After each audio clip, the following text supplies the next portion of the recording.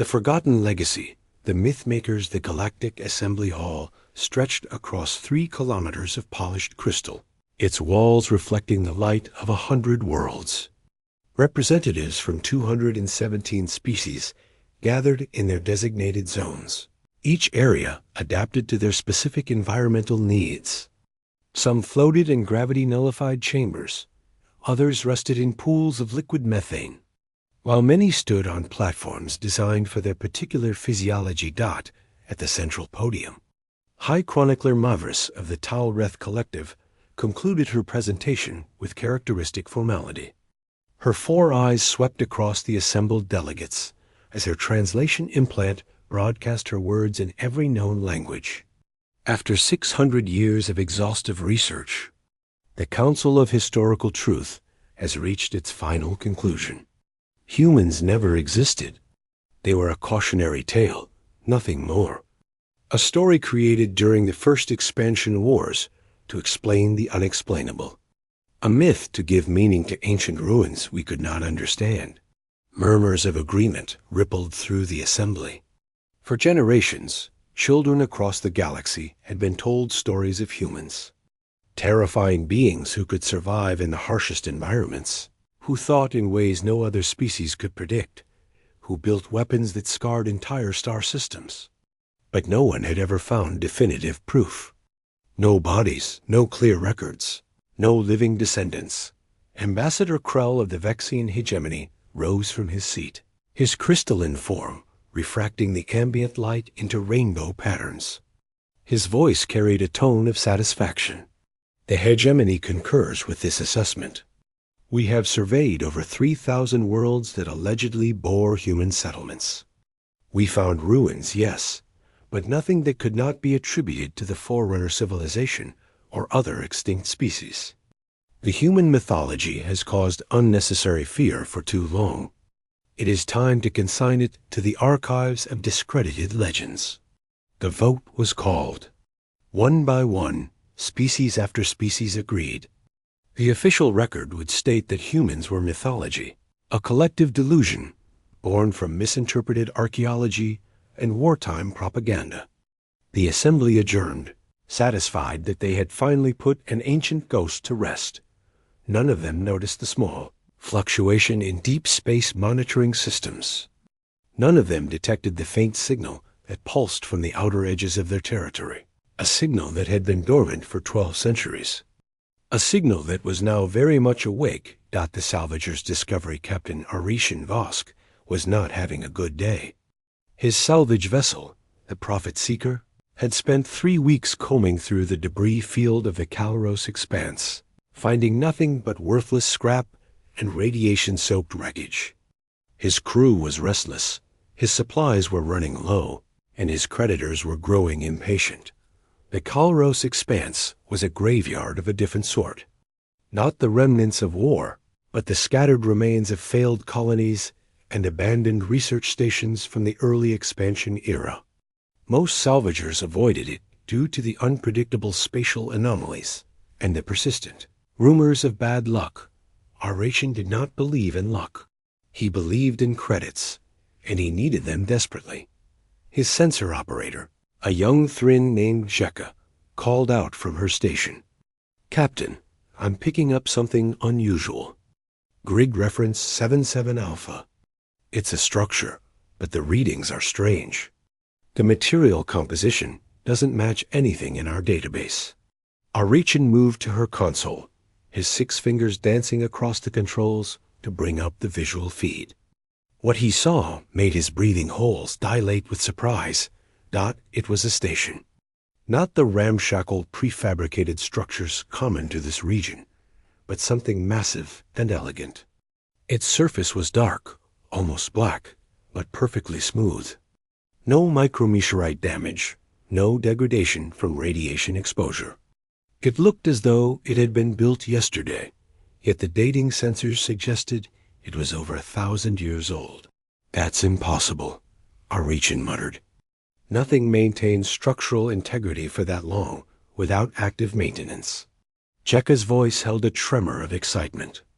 "Captain, I'm detecting a power signature. It's faint, But it's there. This thing is still active. Greed warred with caution in Wren's mind. Greed 1. Prepare a boarding team. Whatever technology is keeping that station functional, it's worth a fortune. The boarding operation took 2 hours. The station's docking port accepted their coupling mechanism as if it had been waiting for them. The airlock cycled without issue, revealing corridors that were pristine and eerily intact. Emergency lighting activated as they entered, casting everything in a pale blue glow. Narration led his team deeper into the station, their scanning equipment working overtime to map the interior. The architecture was strange, designed for bipedal beings of roughly their height, but with different proportions. The corridors were wider than necessary, the ceilings higher. Everything felt oddly familiar yet alien at the same time. They found the control room purely by accident. One of the team members leaned against what appeared to be a wall panel, and it slid open with a soft hiss. Beyond lay a chamber filled with technology that made Wren's salvager heart sing. Consoles, display screens, and equipment of unknown purpose filled the space. And at the center, a holographic display showing star charts that were thousands of years out of date. "Don't touch anything yet," Narration ordered. "Jekka, can you interface with their systems?" Jekka approached the main console cautiously. Her species had a natural affinity for technology, able to interface directly with most computer systems through bioelectrical connections. She extended her sensory tendrils toward the console, made contact, and gasped. "Captain, this is incredible. The data architecture is so advanced. It's like nothing I've ever seen, but somehow intuitive. I think I can access their logs." "Do it. I want to know what this place was." Jekka's eyes glazed over as she immersed herself in the data stream. Seconds passed, then minutes. When she finally disconnected, her face had gone pale, her skin losing its natural bioluminescence. "Captain," she whispered, "this was a human station." The team froze. Narration felt a chill run through his body, despite the comfortable temperature. "That's impossible. The assembly just declared humans a myth." "I know what I read, Captain. This station was called Outpost Vigil. It was established by something called the Earth Stellar, maybe 1,200 years ago. It was one of hundreds of monitoring stations placed throughout this region of space." Jekka's voice grew more urgent. "Captain, there's more. The station has protocols. Defensive protocols. And I think I just activated them." The station's lighting changed from blue to red. A voice filled the corridors, speaking in a language that the translation implants struggled to process before finally rendering it comprehensible. "Warning. Unauthorized access detected. Initiating Sentinel Protocol. Broadcasting distress signal on all Earth frequencies. Defensive measures activated. Intruders will be contained until appropriate authorities arrive." Wren's blood ran cold. Everyone back to the ship, now. They ran. Behind them, bulkheads began sealing, trying to trap them inside. They made it through the airlock with seconds to spare, tumbling into their ship in a panic. Narration punched the emergency undock command, and the Prophet Seeker pulled away from the station with thrusters at maximum dot as they retreated. Narration watched the station on his view screen. It was changing. The dark surface began to glow with internal power, sections unfolding that had been hidden for centuries. Weapons ports opened, revealing armaments that made his military-grade salvage ship look like a child's toy. "Jekka, tell me you shut down that distress signal." "I can't, Captain. It's hardwired into the station's core systems. It's broadcasting on wavelengths I didn't even know existed." Asterisk, who is it calling? "Humans are extinct. They're myths." Jekka's hands trembled as she worked her console. "Captain, I'm picking up response signals. Dozens of them, all across this sector. Other stations, just like this one. They're all waking up." Narration stared at the view screen in horror, as one by one, ancient installations began powering up across the Kalros expanse. Stations, satellites, and structures that had been dark for over a millennium suddenly blazed with renewed life. And they were all responding to the call that said, "Intruders detected. Human territory violated. Assistance required." The Assembly's emergency session within 12 hours, the Galactic Assembly was in emergency session. The hall that had been so orderly during the vote now crackled with tension and barely controlled panic. High Chronicler Mevis stood at the central podium, her 4 eyes dim with shame and fear. "We were wrong," she said simply. "The evidence is undeniable. 73 installations have powered up across the Kalros expanse and surrounding sectors. They're broadcasting on frequencies we've never encountered. They're using technology that predates our oldest civilizations. And they're all doing the same thing, calling for humans." Ambassador Krell's crystalline form reflected the emergency lighting in harsh, sharp patterns. "This is absurd. Even if humans existed, they disappeared over 1,000 years ago. Nothing survives that long." "Their machines have," interjected Security Director Vorn, "a massive Kron whose species had evolved from pack predators." His voice was a deep growl. "My analysts have examined the data from Captain Vosk's encounter. Those weapon systems are operational and far beyond our current capabilities. If they're defensive platforms, and they believe their territory has been invaded." He didn't need to finish the sentence. The implications hung heavy in the air. Counselor Erith of the Salvian Concordat rose, her melodious voice cutting through the murmurs. "We must approach this rationally. These may be automated systems, ancient guardian machines left behind by an extinct species. They may be dangerous, yes, but they are not thinking beings. We can deactivate them, study them, learn from them. Or," said a new voice from the observer's gallery, "you could try asking them what they want." All eyes turned to the speaker. It was Captain Narration Vosk, who had been summoned to testify at his encounter. The salvager looked uncomfortable under the scrutiny of so many powerful beings, but he continued. "The AI that spoke to us at the station, it was intelligent. Not just following protocols, but reasoning, making decisions. It treated us as intruders in human space. If humans did leave these machines behind, they might have left them with specific instructions. Instructions about what to do if someone trespassed." High Chronicler Mevis considered this. "You're suggesting we attempt communication with these AI systems?" "I'm suggesting we do it very carefully and very respectfully. Because if they're calling for humans, and if humans somehow still exist somewhere out there, we might be about to meet a species that considers us invaders in their territory." The assembly descended into chaos as the implications set in. For 12 centuries, 217 species had expanded across the galaxy, building colonies, establishing trade routes, and carving out territories. Much of that expansion had been through regions now revealed to be monitored by human installations, dark regions that humans might consider their own. "Director," Vorn's voice cut through the noise like a blade, "I have new information. Our deep space monitoring network has detected something. At the edge of the Kalros expanse, there's an anomaly. A massive one. Something is emerging from faster-than-light travel. Something big enough to register on our sensors from 3 star systems away."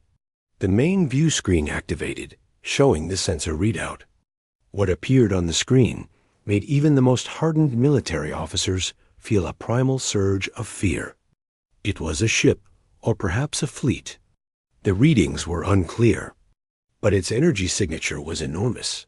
Its technology was completely foreign, and it was heading directly toward the awakened human installations. "How long until it arrives?" asked Mevis quietly. 72 hours, Vorm replied. "Maybe less." The assembly sat in silence, contemplating the impossible situation they found themselves in. They had declared humans a myth, only to discover that human machines had been watching them all along. They had built their civilization on the bones of a human empire, never knowing it existed. And now something was coming, something that the ancient machines had called. The fairy tale monsters were real. And they were coming home. Asterisk. The reckoning, the arrival, the ship that emerged from the void was unlike anything in galactic records. It was not a vessel of war, bristling with weapons and armor. Instead, it possessed an elegant geometry that suggested purpose beyond combat. Its hull shimmered with a pale luminescence, and its size dwarfed even the largest carrier vessels in the Assembly's combined fleet.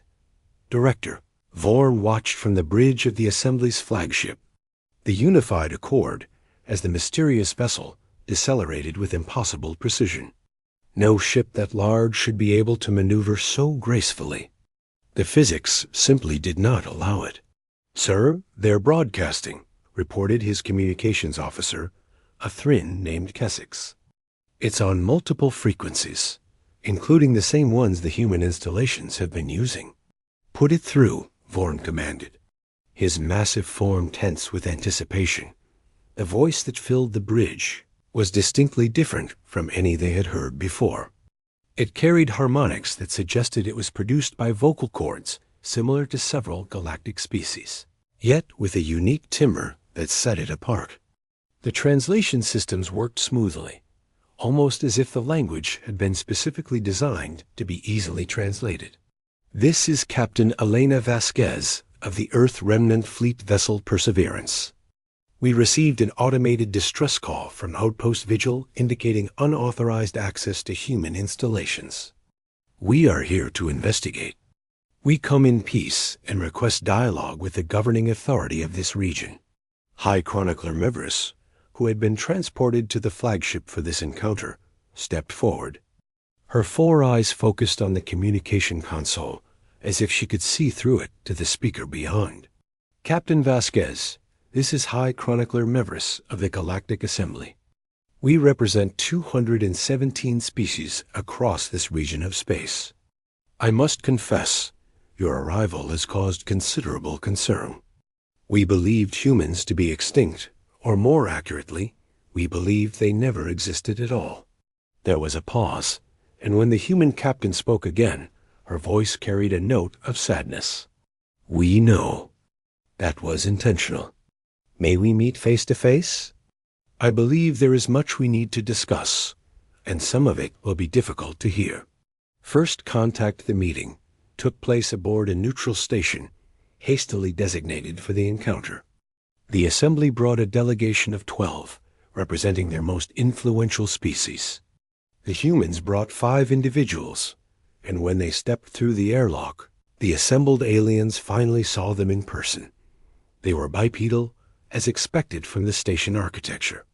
Their bodies were covered in fabricated materials that served as both clothing and environmental protection. They had 2 eyes, positioned forward on their faces like predator species, but their expressions were open and non-threatening. Their skin tones varied from deep brown to pale cream, suggesting either different subspecies or natural variation within a single species.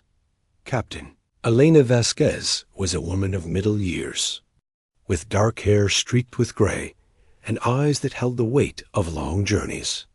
She moved with confident grace, her hands open and visible in a gesture of peace. Beside her stood 4 others, a younger man with pale skin and red hair, an older woman whose dark skin showed the lines of age and wisdom, and 2 others whose features suggested different ancestral origins. "Thank you for agreeing to meet," Elena said, her voice carrying clearly in the chamber. "I am Captain Elena Vasquez. With me are Commander Marcus Chun, our science officer, Dr. Amara Okonkwo, our chief historian, Lieutenant Yuki Tanaka, our cultural liaison, and Ensign David Reeves, who will document this meeting." Ambassador Krell stepped forward, his crystalline form refracting the light into rainbow patterns. "You say you are human. Can you prove this claim? Elena smiled, though the expression held little warmth. Our genetic markers match the biological. Samples your salvager Captain Vosk inadvertently collected when he accessed Outpost Vigil.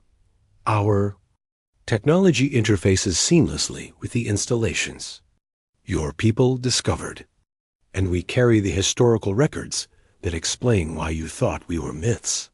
She paused. But I suspect you want to know the real question.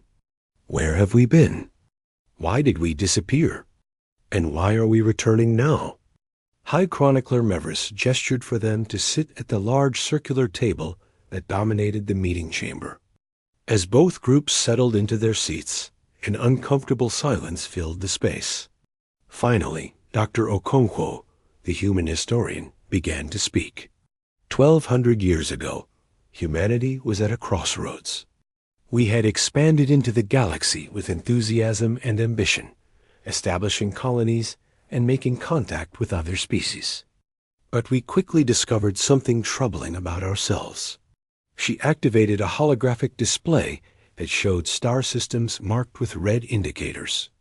We were too good at conflict, not because we sought it out, but because we survived it. Every disagreement that escalated, every territorial dispute, every resource conflict ended the same way. Humanity won, and our opponents were left devastated. We tried diplomacy, we tried restraint, but the pattern repeated itself. Other species began to fear us, and that fear bred hostility, which led to more conflict. Commander Chun took over the narrative. Our leadership faced an impossible choice. We could continue as we were, becoming the galaxy's dominant species through force and fear. Or we could remove ourselves from the equation entirely. You chose to disappear, Counselor Irith said softly. But why so completely?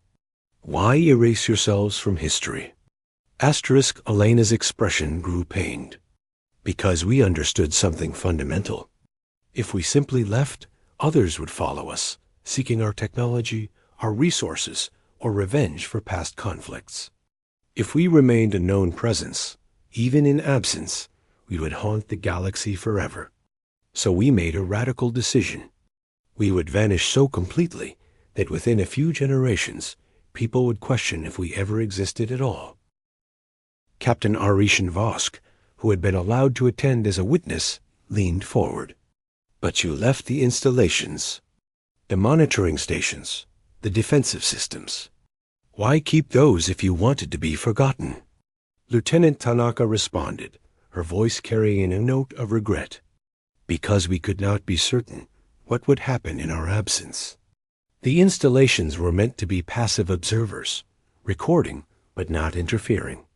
The defensive protocols were only supposed to activate if someone attempted to weaponize the technology, or if another species tried to recreate our most dangerous innovations. They were not meant to respond to simple trespass. Then why did they? Demanded Director Vorn, his predatory instincts making him suspicious of the explanation. Dr. Okonkwo pulled up additional data. Because we made a mistake. The AI we left behind to manage the installations was sophisticated but not perfect. It was supposed to distinguish between innocent discovery and hostile action. When Captain Vosk accessed Outpost Vigil systems, the AI interpreted the intrusion as potential theft of military technology. The defensive protocols activated, and the distress signal was sent before we could prevent it. Where have you been all this time? Asked Meverus. Where does a species hide for 12 centuries? Elena stood and walked to the viewport, looking out at the stars. We went far beyond the galactic rim, to a region of space so remote that no one would accidentally find us. We established a single colony system, and we focused inward rather than outward. We spent 1,200 years examining ourselves, changing our culture, our values, our approach to existence. We asked ourselves what kind of species we wanted to be if we ever returned. And what answer did you find? Krell's crystalline voice held genuine curiosity. That we want to be partners, not conquerors. Teachers, not warriors. We want to share what we have learned, not impose it. We want to coexist, not dominate. Elena turned back to face the assembly. But we also discovered something troubling during our isolation. Commander Chun activated a new set of holographic displays showing star charts and colonization patterns. While we were gone, the galaxy expanded. New species emerged, civilizations rose and fell, and territories were claimed, including our former territories. The chamber grew tense as the implications became clear. Ambassador Krell spoke carefully. You believe we have occupied your worlds. Not believe. We know. Dr. Okonkwo highlighted specific systems on the display. 47 worlds that were human colonies are now inhabited by other species. Hundreds of resource extraction sites we established are now operated by your corporations. The space lanes we charted and secured are now your trade routes. You have built your civilization on top of ours. Director Vorn's hand moved toward his weapon, an instinctive reaction to a potential threat. And you have come to reclaim what was yours. No. Alana's voice was firm and clear. We have come to tell you that it is yours now. We abandoned those worlds. We erased our claim to them. What you have built in our absence is yours by right of occupation and development. We do not seek to displace you. The silence that followed was profound. Finally, Counselor Irith spoke, her melodious voice trembling slightly. You would give up worlds? Resources? Territory that was yours? They stopped being ours the moment we decided to disappear, Elena said. We cannot erase our history, but we can choose how to move forward. We are not here to reclaim an empire. We are here to propose something different. Cooperation, knowledge exchange, peaceful coexistence. We have 1,200 years of scientific advancement that we are willing to share. We have learned methods of conflict resolution that might benefit your assembly. We have technologies that could improve the lives of billions. And in return? Vorn asked suspiciously. In return, we ask for one world. Just one. A place where humans can exist openly again, where we can reintegrate into galactic society gradually. We ask for the right to visit the ancient sites we left behind, not to reclaim them, but to remember. And we ask for the opportunity to prove that we have changed, that we are not the species your myths have made us out to be. High Chronicler Mevers stood, her 4 eyes studying each human carefully. You understand that many species will not believe you. They have grown up fearing the human myth. Your installations destroy a Vexian scout fleet that approached aggressively. Trust will be difficult to establish. Elena nodded. We understand. That is why we propose a trial period. Give us 1 generation, 50 years of your standard time. Let us prove our intentions through actions, not words. If at the end of that period, the Assembly judges that we have not honored our commitments, we will leave again. Permanently this time. Commander Chun added, we are also willing to share the shutdown codes for all remaining installations. They will respond only to Assembly authority, not to us. We will make ourselves vulnerable to prove our sincerity. The proposal was audacious. It was unprecedented. It challenged everything the Assembly thought they knew about territorial claims, about historical rights, about the nature of power itself. Ambassador Krell's crystalline form shifted through several colors as he processed the information. Your species could demand everything and probably take it by force. Your technology clearly surpasses ours. Yet you offer to give up your advantages and place yourselves at our mercy. Why? Elena returned to the table and placed her hand flat on its surface, a gesture of openness. Because 1,200 years ago, we ran away from the problem of our own nature. We have spent that time learning to be better, but we cannot prove that in isolation. We need to demonstrate it here, with you, in the reality of coexistence. We need to show ourselves, as much as you, that we have truly changed. Dr. Okonkwo spoke quietly. We are not asking you to forget what we were. We are asking you to give us the chance to show you what we have become. The meeting continued for hours, with questions, challenges, and careful negotiations. Plans were drawn up, conditions were set, and frameworks for cooperation were established. It was messy, complicated, and filled with uncertainty. But it was also something unprecedented. A species returning from self-imposed exile, not to conquer, but to reconcile. A civilization powerful enough to dominate, choosing instead to submit to judgment. Myths made flesh, proving themselves to be not monsters, but simply people trying to find their place among the stars. As the session finally concluded, Captain Arishin Vosk approached Elena Vasquez privately. I was the one who activated your station. I nearly started a war through my greed. I am sorry. Elena smiled, and this time the expression was genuine and warm. You gave us the opportunity to come home, Captain. You reminded us that we cannot hide from our past forever, only learn from it. For that, you have our gratitude. Outside the station, the Perseverance waited in patient orbit, a symbol of humanity's return. Around it, the Assembly's fleet maintained careful watch, uncertain but hopeful. And across the galaxy, on 47 worlds that had once been human colonies, citizens of 217 species looked up at the stars and wondered about the fairy tale monsters that had turned out to be real, monsters that had chosen to be something better. Asterisk.